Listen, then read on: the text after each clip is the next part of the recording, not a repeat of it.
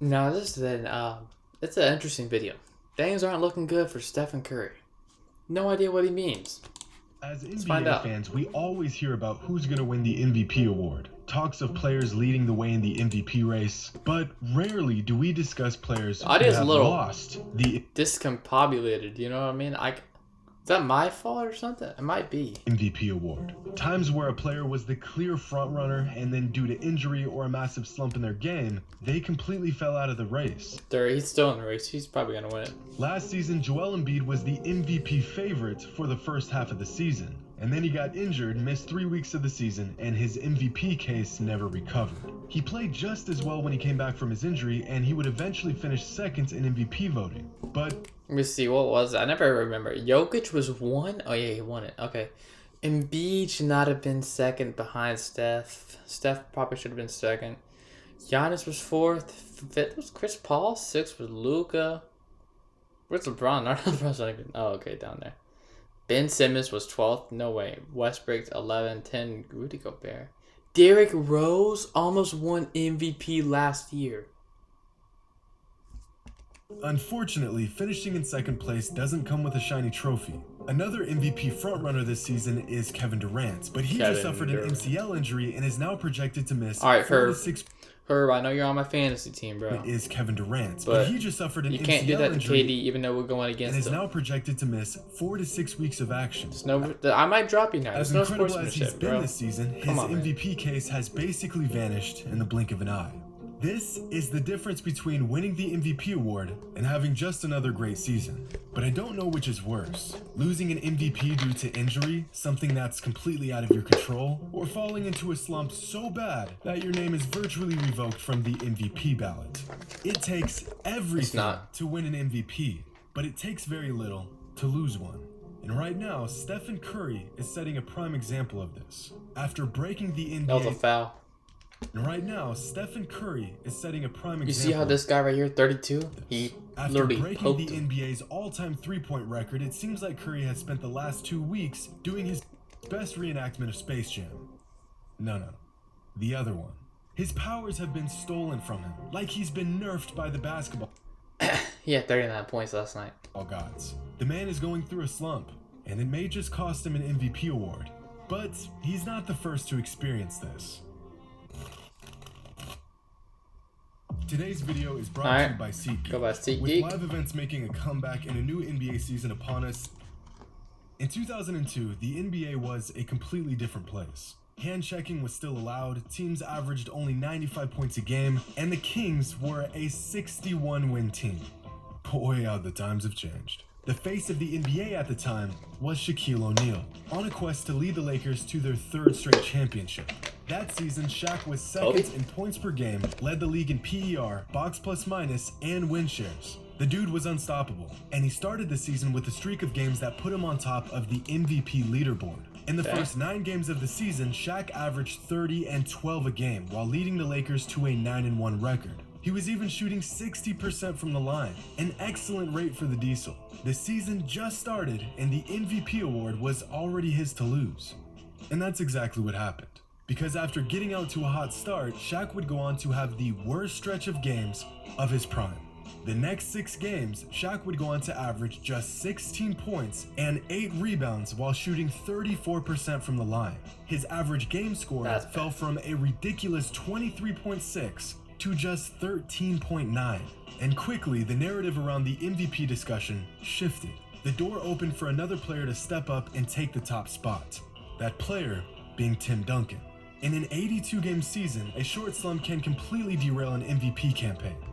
Yeah, but then again, if you score like 50 points 2 games in a row, you're number 1. So, I mean, that's why the NBA, anything can happen any given night. 8 a game is nothing to laugh at.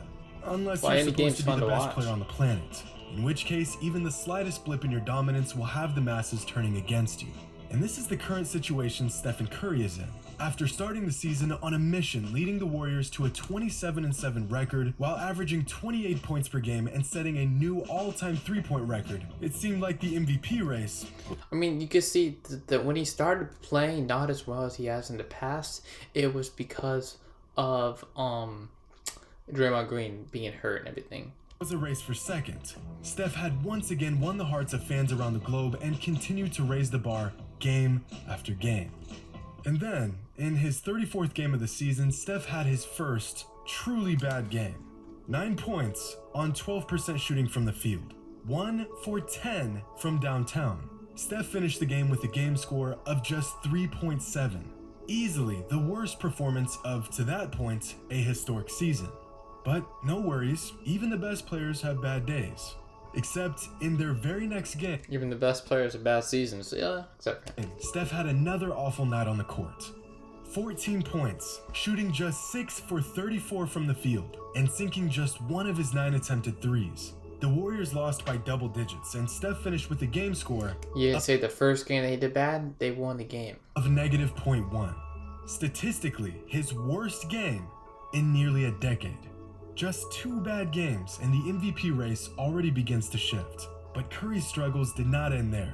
Just 8 days later, Steph scored 12 points on just 11 shots. And the very next night, he scored 19 points on decent shooting. I personally think his right hand was hurt.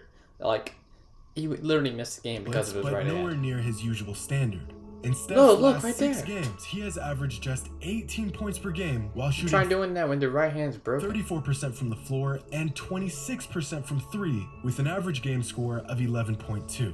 His numbers through the first 33 games of the season still look like this.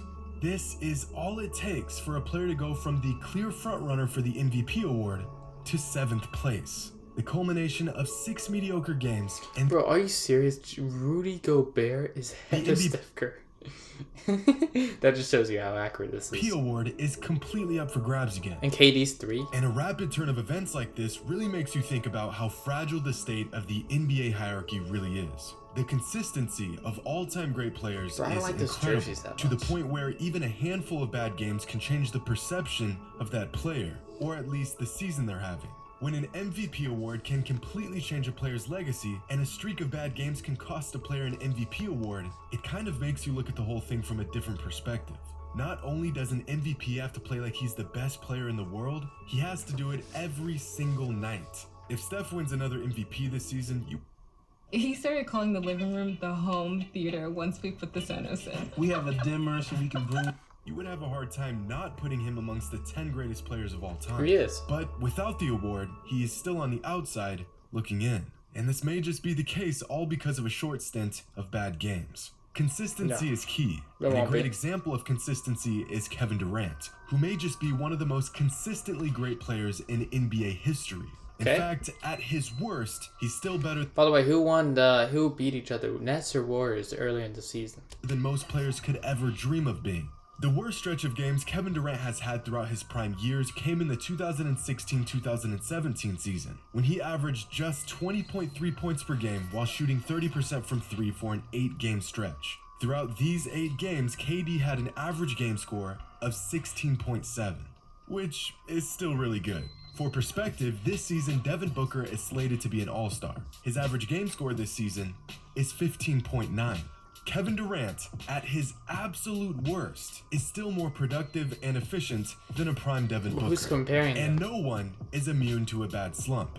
LeBron James has had one, and I've had one too, actually. Like, I know, I'm admitting it. It was not a big one. It was only like one night and everything.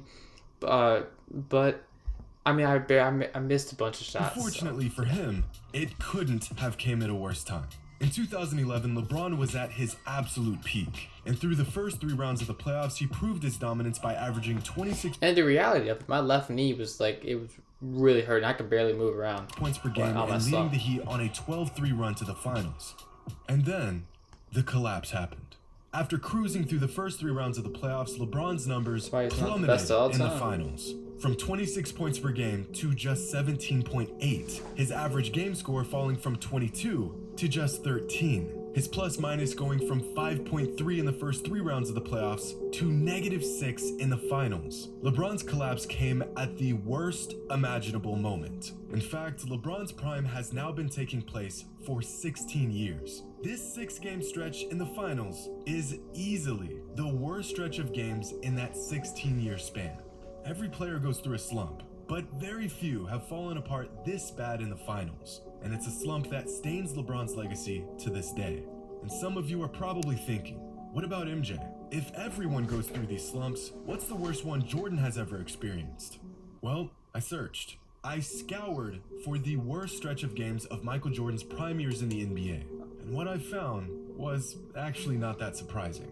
In his last season with the Bulls, at the ripe old age of 35, Michael Jordan had a 12-game stretch that ended up being the worst of his entire career up to that point. Throughout this stretch, MJ shot 45% from the field and shot just 13% from three. And he still averaged 23, 6, and 4 a game while leading the Bulls to 10 wins and just 2 losses. His average game score throughout that stretch was 17, which means that 2 months away from his second retirement, at 35 years old, in his worst stretch of games up to that point in his career, MJ was still better than most All-Stars are in... Let's see here. Who's comparing Andrew Wiggins to Michael Jordan? Paul George and Michael Jordan? Jason Tatum? None of these people are compared to Michael Jordan. Their absolute prime. Like I said, not surprising. But hey, there may still be hope for Stephen Curry's MVP campaign, and Allen Iverson is proof of that. Back in 2001, right as Iverson was ascending the ranks of NBA greats, he hit a bit of a roadblock. An 8-game stretch at the beginning of the season where he only... Yeah, he's only had like 5 bad games. And his bad games, it's been 4 and 5. Half and half. Averaged 18.9 points per game while shooting just 38% from the field. He was struggling to get to the line and had an average game score of just 10. And considering that the average game score across the NBA is 10, Iverson was literally playing like an average player. But by the 14th game of the season, Iverson got his powers back, and everything changed. In the last 58 games of the season, AI went on to average 34 points per game while shooting 49% from the field. His free throws went through the roof, he became a fan favorite, and the Sixers finished the season with the best record in the East. His average same thing could happen to game score skyrocketing to 21.4. So it is possible to go through a dry spell in a season and still win the MVP award. I mean, it may take one of the most spectacular stretch of games to make up for the bad ones, but spectacular is Steph's middle name. Exactly. Scored 39 last night. Actually, Stephen's middle name is Stephen, but that's neither here nor there. With Kevin Durant out for the next 4 to 6 weeks, it looks like, at the moment, the MVP is a toss-up between Giannis, which would be his 3rd MVP in 4 seasons, and Nikola Jokic, who would be the first center in 40 years to win back-to-back MVPs. Personally, I'm okay with it either being Steph or Giannis, mainly because Steph, he's second best player of all time. And the second of all, why Giannis? He's on my fantasy team. More motivation. MVPs. In a season where LeBron is playing like he's 25, Kevin Durant has hit his 3rd peak, and Stephen Curry has officially become the three-point god. It's looking like none of these all-time greats will go home with the coveted award. As NBA fans, we have a very short attention span. We see something we like, we praise it, we create unrealistic expectations, and then when a great player inevitably fails to meet these absurd expectations, we're quick to find the next best thing. And the fact that a player can go from the clear favorite in the MVP race to nearly being out of the race in just 6 games is proof of that. Hope you all enjoyed. Yo, why is Rudy Gobert ahead of Ja Morant? And as always, until next time. You see that, bro? You see that? Alright, that's it. Thank you.